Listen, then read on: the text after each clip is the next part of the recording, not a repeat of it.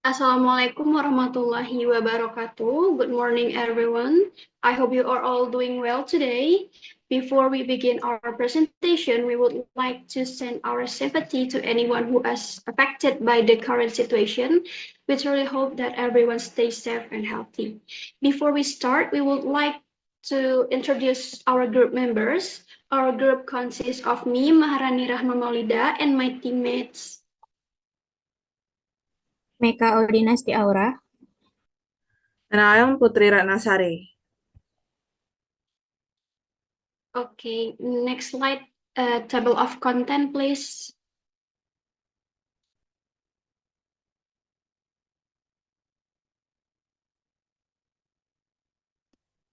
So today we are going to present the results of our group discussion based on the article we have reviewed. Here is the table of content of the materials we are going to share. And now let's move on to the first material of our presentation. So let me start with the overview of the article. The article we review is titled Pragmatic Analysis of Verbal Attacks in Indonesian Courtrooms, Exploring Prevalence, Nature, and Cultural Influences by Syafitri Purnama, 2023. So the article belongs to the field of applied linguistics, especially pragmatics and forensic linguistics. The article fills a gap because previous studies did not really explain how people in court use pragmatic strategies when attacking others verbally, and how they break Greece maxims on purpose, and also how Indonesian cultural values influence these attacks. So this study fills that gap by analyzing actual courtroom transcript using a pragmatics and cultural lens. And for the limitation, this study has some limitation, which is it only used 5 courtroom transcripts, and there are no interviews, so the researcher cannot confirm the speaker's intention. And the interpretation depends only on speech act theory and Greece maxims. So this limitation makes the interpretation more narrow. For the theoretical framework, this study used 2 theories, which is speech act theory, to identify the function and intention of each verbal attacks. And the second is Greece maxim, is to see how speakers break maxims intentionally to attack or control the interaction. Next slide. And I will explain the aims and research question. The study has 4 aims. The first is to identify the kinds of verbal attacks appear in Indonesian courtroom interaction. The second is to analyze the types of deliberate maxim violation used during the attacks. The third is to explain the pragmatics function of verbal attacks in courtroom communication. And the last is to explore how cultural and contextual factors influence the form and the style of verbal attacks in Indonesian legal settings. In simple words, the study wants to describe what verbal attacks look like, what people use them, and how they break maxims, and how culture shapes these attacks. And for a research question in the article, the first is, what is linguistic forms, strategies, and speech acts are used when people attack verbally in Indonesian courtroom discourse? And the second is, what deliberate violation of Greece maxim are used by legal professionals as strategies tools during these attacks? Next slide. So for the methodology, in this study, the researcher applies a qualitative research method. So this approach is chosen because the focus of the research is to understand and interpret the meaning behind verbal attack in courtroom interaction, rather than to count or measure them numerically. To analyze the data, the researcher uses content analysis. Through this method, the researcher closely examines the courtroom transcript to identify several key elements, which is the first is the type of speech act that appear during the verbal attacks, the specific form this attack takes, and the intentional violation of risk maxim that occur within the interaction. So this allows that study to explore not only what is said but also how and why the speaker use certain pragmatic strategies. And for the data collection, the researcher used public accessible Indonesian courtroom transcript. These transcripts were selected through purposive sampling, which means the researcher intentionally chose only the transcript that clearly contain instances of verbal attacks. So all the data were taken from open online sources to ensure that the material were ethically obtained and also accessible. Because the data consists only of written transcripts, the analysis is limited to verbal text and does not include non-verbal elements such as gesture, tone, and also facial expression. And for the next material will be explained by Meka. Meka, the time is yours.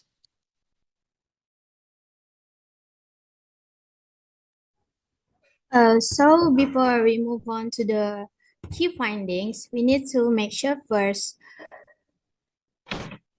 the key points are explained earlier.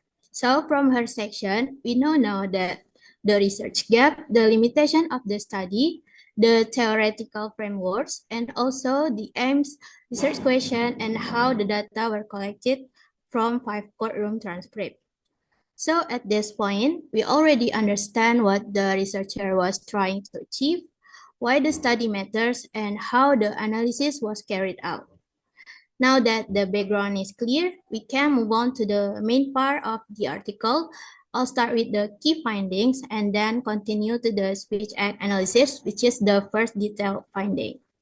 So in key findings, first the researcher identified 10 different types of verbal attack used in Indonesian courtroom interaction. This shows that courtroom communication can be very dynamic with both direct and indirect form of verbal pressure. Second, many of these verbal attacks involve intentional violation of risk maxim. This maxim represents basic principle of effective communication, like being clear, relevant, truthful, and not giving extra information. In the courtroom, these maxims are often broken on purpose to challenge the other speaker or create pressure. So third, verbal attacks serve as strategic tools. Judges, lawyers, and prosecutors use them to manage the argument flow, test a speaker's credibility, and influence how the interaction develops. And lastly, cultural norms also shape the style of verbal attacks. Sometimes the attacks are direct, but sometimes they are more indirect or halus in Indonesian, reflecting Indonesian conversational tendencies. So overall, these findings show that courtroom language is not just about asking and answering questions, it involves strategy, control, and communication style. Now we move to the first detailed finding, which is the speech act analysis. But before discussing the result, we need to understand first what speech acts are. Speech act refer to the action people perform to their word, such as asking, ordering, criticizing, or stating something. So instead of only looking at what is said, the analysis focuses on what the speaker is trying to do with their word. In this study, the researcher identified several types of speech acts that function as verbal attack in the courtroom. The type of speech act found are the first is directive. These are used to tell someone to do something, usually in a firm of pressuring way. In the transcript, directive attack often came from judges or prosecutors. The second is assertive. These are statements used to claim, challenge, or question something. Assertive attack often question the accuracy or honesty of the speaker. The next is expressive. They show evaluation or attitudes such as sarcasm or criticism. And the last is commissive. Does include warning or implied consequences. So now let's take a look at the table on this slide. This table summarizes all 10 types of verbal attacks identified in the 5 courtroom transcript. For each type, the researcher lists the speech act category, the illocutionary force or how strong the attack is, whether it violates Grace maxim, and how many times it appears in the data. So the first is direct challenge. This category includes statements that directly challenge or confront the other speaker. Because the challenge is very clear and direct, the illocutionary force is high, and it often violates Grace maxim due to its confrontational nature. The second is veiled accusation. Veiled accusations are attacks that imply wrongdoing without saying it openly. The accusation is hidden inside an implicature, which gives it a moderate level of force. This often violates the maxim of manner or quality because the speaker intentionally makes the meaning indirect or unclear. The next is interruptive assertion. This type of attacks happen when one speaker cuts off another person's speech, even though the interruption has a high level of pressure. It does not necessarily violate Grace maxim because the content itself may still be relevant or truthful. Only delivery is forceful. The next is explicit confrontation. Explicit confrontation is the most direct form of verbal attack. So the speaker openly confronts the other person, creating a very high level of force. This strongly violates Grace maxim because the confrontation disrupts cooperative communication. Next is indirect critique. In this case, the critique is expressed indirectly, but it still carries a critical tone. The indirectness often leads to violations of the maxim of manner because the speaker is being intentionally unclear. The next is sarcastic remark.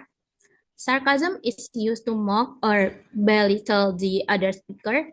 It usually has a lower level of force, but because sarcasm involves saying something that is not literally true, it violates the maxim of quality. The next is dismissive utterance. Dismissive utterance downplay or reject what the other person is saying. The first is moderate, and they often violate the maxim because the speaker is not fully engaging in cooperative communication. The next is counter argument. This attack challenged the other speaker's statement with a strong argument. Even though the force is high, it doesn't necessarily violate the maxim because counter-argument can still be relevant, clear, and truthful. The next is mocking expression. Mocking expression are used to ridicule or make fun of someone. This type usually violates the maxim of manner or quality due to exaggerated tone or insincere wording. The last is assertive rebuttal. These are strong responses that directly reject a previous statement despite the high level of force. They do not always violate the maxim because they can still logical and relevant. So that's all the finding of speech act analysis. Move on to Putri.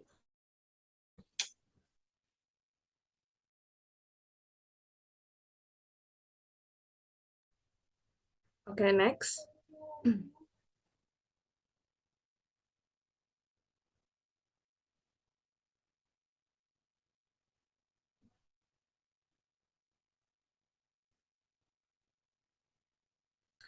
Okay, next we move to analysis with using Gray's maxims, valuation analysis. For remember, in normal communication, we are expect to using to be cooperative, and then in here we can see has three different maxims. The first one is a maxim of quality. This requires us to speak truthfully and with the sufficient evidence. The attack that primarily violates this maxim is the violent accusation. And the second one is maxim of manner. So the maxim of manner acts to speak clearly, concisely, and also orderly. A strong failure of this maxim is seen in explicit confrontation. And the last one is using maxim of quality. In this maxim requires us to provide just enough information. A violation of quality occurs in indirect critic and sarcastic remark. Next.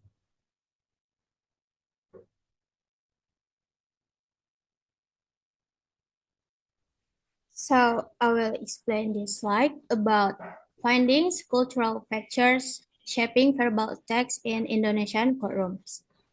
Verbal text in Indonesian courtrooms are often delivered indirectly using implied meanings, rhetorical questions, or subtle accusations. Speakers intentionally violate Gray's maxim, especially quantity, quality, and manner, to create pressure, confuse the opponent, or challenge credibility. The next is Indonesian cultural values, such as politeness, indirectness, and respect for hierarchy, strongly influence how verbal attacks are expressed. Attacks toward higher status individuals tend to be more subtle, while attacks toward lower status individuals may be more direct. Verbal attacks serve several pragmatic functions, including asserting dominance, influencing the flow of interaction, provoking emotional response, and strengthening one's argument. So next slide will be explained by Putri.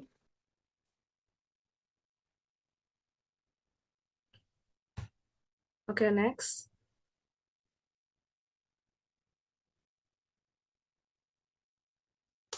Okay, next we move to state's contribution. We have 5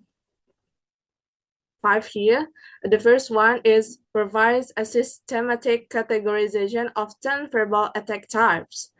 The most foundational contribution in this research is that established a systematic typology, a clear categorization of the 10 distinct types of verbal attacks in the identity within the Indonesian cultural discourse.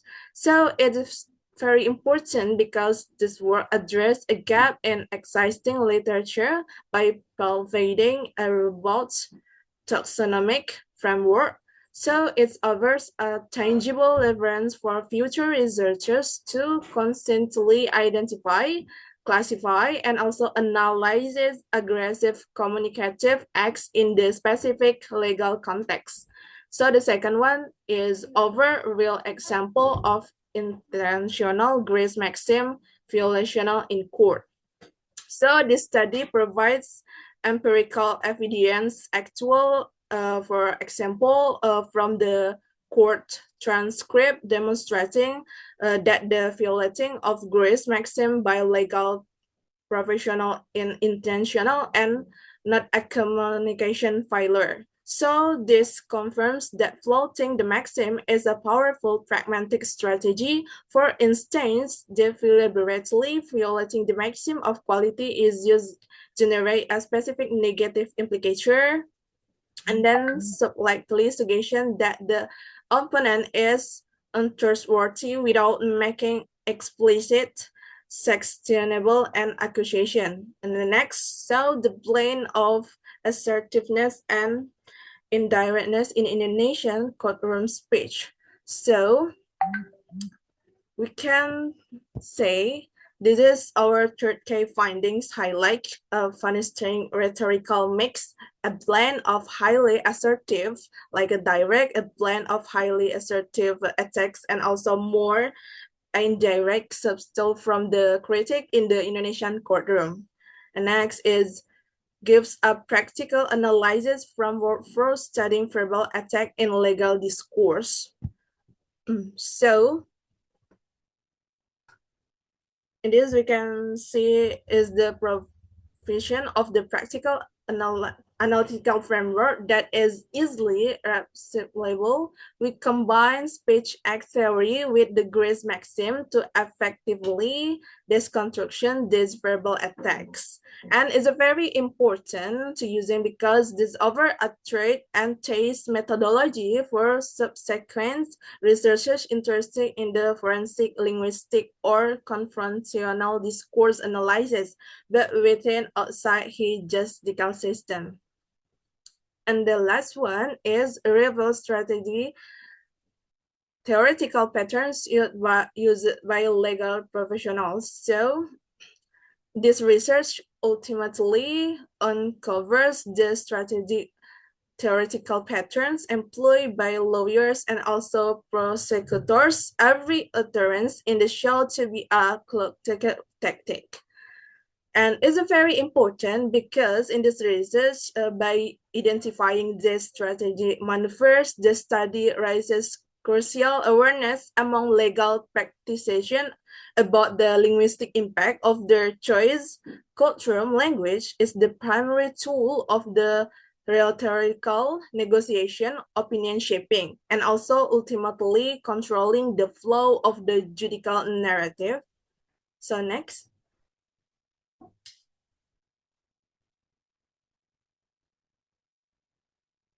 And also, the conclusion of this presentation is that the study shows that Indonesian courtroom interactions contain many types of verbal attack that are used strategically by legal professionals.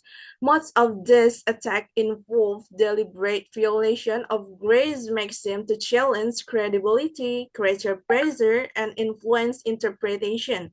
The findings highlight that courtroom language is not fully cooperative but highly strategic, blending direct and indirect communication shaped by cultural norms.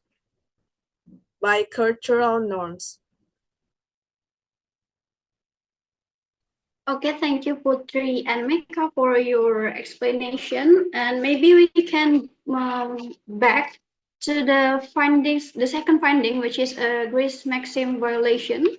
So there are some of Grace maxim violation analysis from the verbal transcript, and maybe I will try to explain kenapa ini bisa dibilang violation the maxim. So the first is a valid accusation, which is as violate the quality of maxim of quality, and that's all implied motive. For the example that we can see that considering your recent interaction with the defendant, could there be an ulterior motive behind your testimony?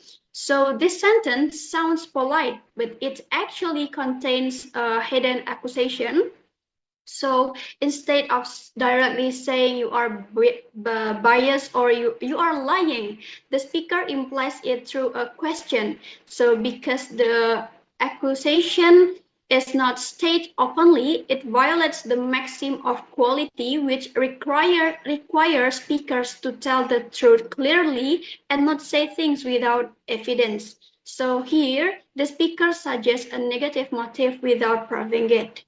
The second is veiled accusation. So it violates the maxim of quality. For example, we can see that the transcript is dengan ketertarikan erat Anda dengan kejaksaan, apakah pandangan Anda benar-benar netral? Mungkinkah ada agenda yang tidak diungkapkan? So this verbal attack subtly question the witness neutrally. So the speaker hints that the witness has a secret agenda but does not clearly state it. So this is an intentional violation of the quality of maxim because the speaker implies something without evidence. So the goal of this violation of maxim is to make the witness look suspicious. The third is also valid accusation, which is break the maxim of quality. For example, mengingat hubungan erat Anda dengan saksi dari pihak lawan, seseorang mungkin bertanya-tanya apakah ada agenda tersembunyi yang sedang bermain. So this sentence is also an indirect accusation. The speaker doesn't say you are lying, but suggests that the witness has hidden intention.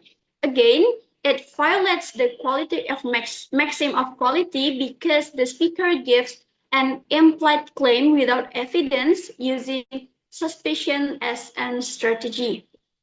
The fourth is explicit confrontation, which is break or violate the maxim of manners. So the example is pertanyaan ini tidak masuk akal, tidak ada dasar untuk klaim seperti itu dan ini jelas sangat menyesatkan pengadilan. So this is a direct confrontation. The speaker openly attacks the credibility of the statement. It violates the maxim of manner, which is requires speakers to be clear, orderly, and not overly aggressive. So here the speaker used a strong emotional language such as absurd and misleading to create a pressure. So the fifth is explicit confrontation, which is break the maxim of manner. For example, is hormat. Klaim yang diajukan oleh kuasa hukum lawan secara mendasar keliru dan tidak memiliki dasar yang sah sama sekali. Bukti yang disampaikan telah menyesatkan seluruh proses persidangan. So, this is a very direct and forceful attack. The speaker clearly state that opposing counsel's claim is completely wrong and misleading because the speaker uses a strong and confrontational language. It violates the maxim of manner, which says communication should be calm, brief, and not overly forceful. The aggressive tone is used strategically to undermine the opponent. And maybe the last example is indirect critique, which is break the maxim of quantity, violate the maxim of quantity.